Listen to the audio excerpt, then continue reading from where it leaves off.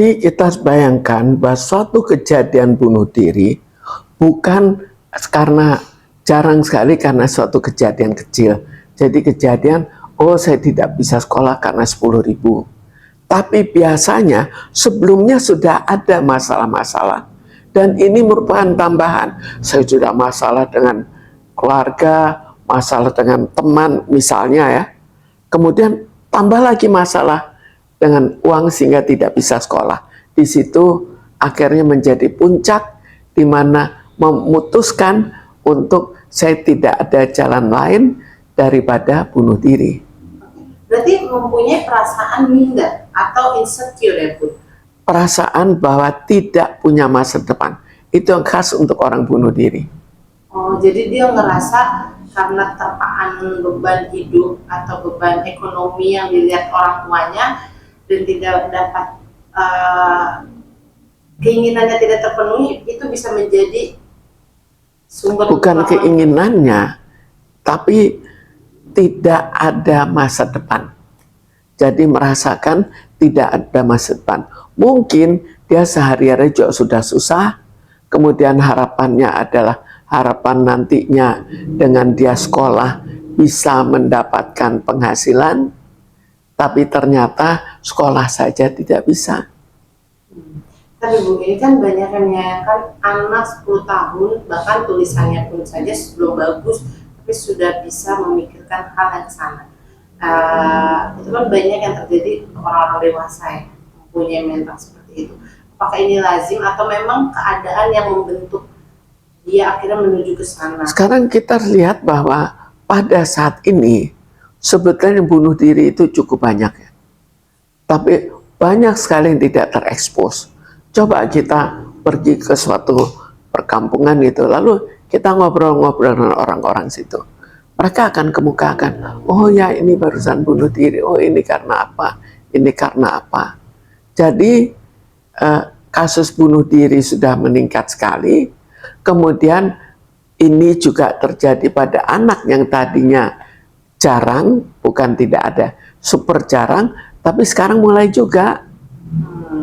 Oke Bu, apakah ada pengaruh juga nggak sih dari zamannya sekarang, misalnya era digital ya kan, anak-anak bisa mengakses internet dengan bebas, jadi dia bisa melihat berita-berita yang mungkin bukan untuk dia dan jadi mencontoh atau terinspirasi lah ketika dia punya beban hidup. Itu mungkin saja, jadi dia karena terlalu stres, akhirnya melihat adanya orang yang bunuh diri, dia ikut-ikutan. Salah satu yang khas pada bunuh diri adalah sifatnya, cara bunuh dirinya biasanya itu seringkali sama. Oh, cara bunuh diri loncat dari gedung yang tinggi, lah ada beberapa yang begitu. Oh, sekarang bunuh diri dengan gantung diri, banyaknya kan begitu. Walaupun nanti mungkin saja ada yang dengan cara lain, tapi banyak sekali yang sifatnya meniru. Berarti polanya hampir sama. Seringkali begitu, bukan selalu. Bu, mungkin orang-orang yang seperti itu termasuk bisa keluar dari terpaan dan akhirnya menuju bunuh diri, itu bagaimana sih Bu tips atau solusinya, baiknya seperti apa? Orang kalau sudah mau bunuh diri itu seringkali memberikan tanda-tanda. Tanda misalnya pada saat dia berada di warung, dia bicara, saya sudah nggak tahan hidupnya, lalu bicara mungkin ke orang tuanya, tapi orang tuanya kalau tetap tidak mau memberikan ya tidak bicara ke orang tua, tapi bisa juga bicara ke kawan, atau mungkin kawan malah membuli, bisa juga, sehingga akhirnya karena membuli ya dia bunuh diri saja sekalian. Bagaimana sih Bu untuk, mungkin kan itu sebagai psikiater ya kan, proses untuk orang-orang atau anak lah tidak melakukan itu walaupun dia punya beban yang sangat berat lah. Sebetulnya di sini apakah anak atau orang tua itu kita harus deteksi lebih dini. Oh, orang itu sudah dalam taraf yang ingin bunuh diri, dan di situ sudah ada pendekatan. Paling tidak kita bayangkan orang sudah mau bunuh diri, kemudian tidak ada yang mendekat, ya dia lebih mungkin untuk mempercepat bunuh dirinya atau memastikan bunuh dirinya. Tapi kalau misal ada yang mendampingi dan akhirnya bisa melerai sehingga tidak jadi bunuh diri, sebagian kan bisa, memang tidak sepenuhnya, tapi sebagian bisa tidak jadi bunuh diri. Oke, Bu, untuk kasus anak yang 10 tahun ini di NTT, apakah itu perlu bonding juga nggak sih terhadap orang tua yang lebih dekat lagi, biar anak ini nggak merasa sendiri dan tertekan?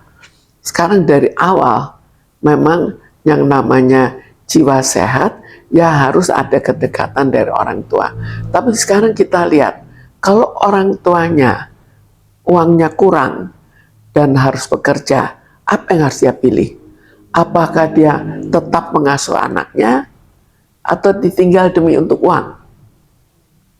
Jadi ada hal-hal di mana kita memang akhirnya orang tua itu terpaksa memilih untuk cari uang untuk makan.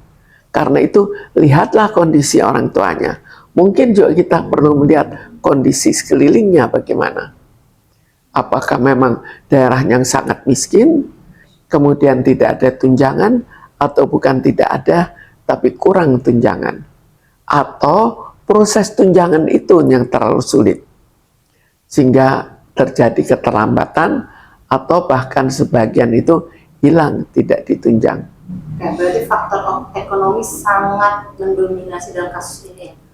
Pada saat ini, dalam kebanyakan kasus bunuh diri, itu faktor ekonomi.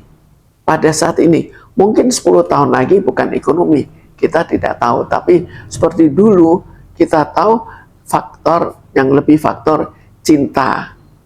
Tapi sekarang ada lagi di negara lain lebih karena kedinginan. Jadi lain-lain penyebabnya. Tapi di Indonesia pada saat ini lebih faktor ekonomi. Ibu mungkin sebagai psikiater dan juga mungkin orang tua ya kan, melihat kejadian ini membuat miris juga nggak sih, dan jadi tamparan keras juga nggak sih buat pemerintah atau buat semua masyarakat? Itu jelas tamparan keras untuk masyarakat yang juga dalam keadaan yang susah. Mereka juga berpikir, apa saya juga bunuh diri? Sekarang tinggal pemerintah, apakah tetap mementingkan koruptor atau mementingkan masyarakat. Kalau misalnya tidak mengatasi koruptor, tidak bisa mengatasi, ya keadaan ini juga tidak bisa teratasi. Sekarang kita lihat saja, kalau koruptor ditangkap, tapi koruptor baru muncul lebih banyak, ya tetap saja menjadi persoalan yang sulit diatasi.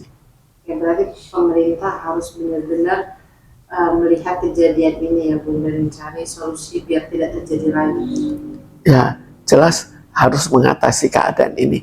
Dan bukan pada orang-orang ini saja, tapi secara keseluruhan, termasuk pada mereka yang tidak perlu terlalu tidak mampu, tapi kalau mereka akhirnya sekolahnya terlantar, guru-gurunya juga kurang serius dalam mendidik anak, akhirnya kita akan menghasilkan orang-orang yang hasil sekolah, tapi hasil sekolahnya kurang baik.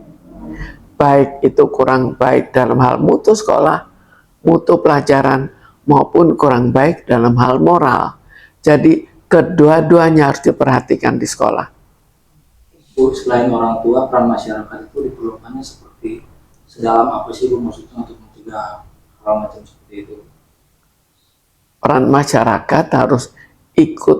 Kalau ada yang terlalu stres sampai kelihatan terlalu seperti mau bunuh diri, nah itu sudah harus diintervensi, dilakukan pendekatan. Berarti lingkungan juga ya Bu, harus benar-benar. Lingkungan dan sekolah juga. Siapa tahu di sekolah karena dia orang miskin, dia akhirnya juga dibully oleh kawan-kawannya. Kita tidak tahu karena ada yang dibully-bully, ada yang malah ya cukup mendapat perhatian. Kan beda-beda kawan-kawan itu juga. Termasuk guru-guru juga beda-beda.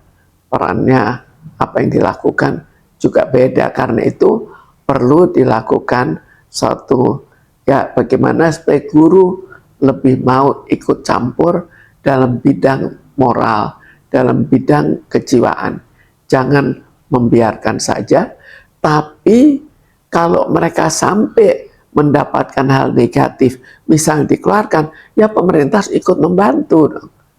Jangan sampai dia dikeluarkan karena dia mau memperbaiki seorang murid. Ya, berarti semua harus berkesinambungan itu. Ya, semua harus satu kesatuan. Bu, ada yang nanya nih, apakah faktor sosiologi dan geografis itu juga berperan penting Bu dalam kejadian yang kemarin ini Bu? Sebetulnya dalam hal sosiologi dan geografi tergantung pada situasi lingkungan. Apakah lingkungannya terlalu miskin? Kalau lingkungan terlalu miskin, apakah mereka terlalu stres menghadapi kemiskinan ini? Kan kita lihat, tapi seringkali area yang miskin, seringkali misalnya kurang ada makanan, kurang pangan. Lalu misalnya mungkin kurang tunjangan juga dari negara. Tunjangan dalam hal sekolah, tunjangan apa. Jadi sebetulnya negara baiknya memperhatikan sekolah, apakah bisa sekolah gratis, dan kalau MBG, maka MBG itu sebetulnya kalau kita lihat MBG itu taraf terakhir kan. Taraf terakhir bahwa kamu tidak bisa apa-apa sehingga saya kasih makan. Tapi sebetulnya kamu harus saya berikan bekal untuk mencari makan, bekal untuk sekolah. Itu taraf berikutnya. Ini kan taraf terendah. Ya saya kasih makan. Bu, di tengah sekarang sekolah banyak yang gratis, tapi kok salah satu motifnya itu kemarin katanya soal belum bayar uang gedung gitu. Iya. Ini yang jadi persoalan yang sebetulnya sudah dari sebelum-sebelumnya. Sebelum-sebelumnya dulu dikatakan sekolah gratis, tapi harus memberikan uang gedung, harus memberikan uang rekreasi, macam-macam yang bahkan harganya atau ya harganya lebih mahal daripada uang sekolah itu sendiri. Jadi ya mestinya lebih baik uang sekolah yang tinggi tapi lebih rendah daripada uang gedung, uang tunjangan apa. Kan kita lihat totalnya, apakah betul gratis? Juga kan selain tarif sekolah yang dituntut kemarin di anak itu, juga rasa kurang percaya diri juga dia. Selalu mungkin teman-temannya juga cukup dalam artian tadi pembulian juga gitu, merasa kurang percaya diri, itu menjadi faktor penentu juga kan. Itu juga faktor penambah bahwa mungkin kalau kita ikuti di rumahnya, mungkin juga ada masalah juga di rumahnya dengan ibunya. Tapi kita jangan mempersalahkan orang tua, tapi ikuti ada apa kok sampai terpaksa seperti itu. Jadi, oke, makasih Bu